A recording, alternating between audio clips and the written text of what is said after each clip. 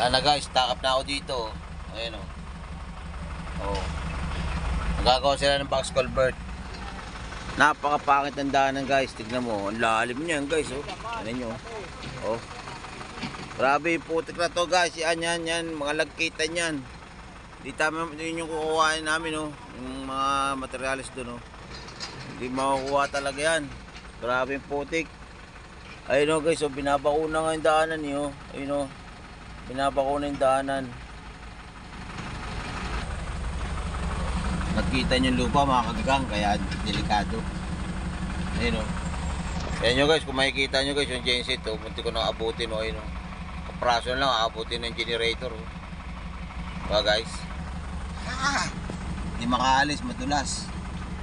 Ano, lagkitan kasi, lakas kasi daw na ulan dito kagapon. Dapat kinansel tong biyahe na to. Yari tayo dito mga kaganggang. Another tukod na naman tayo rito mga kaganggang. Pwede na lang guys, kinansel kasi napakadelikado kung magkakarga kami ngayon. Daming puto pala eh.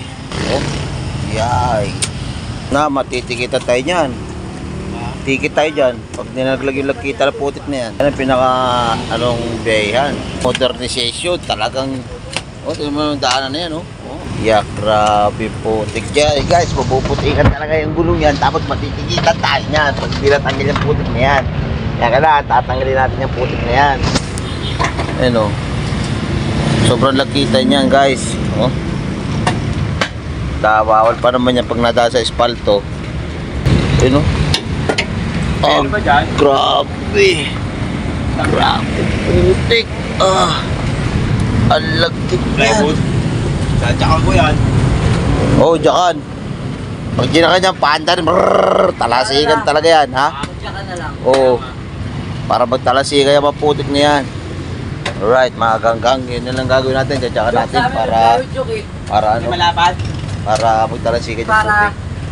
Diyan mo. Guys, ganito gagawin yan dyan, guys. So, diba? Yan, diba? Jakan natin yan, guys, para matanggal yung putik.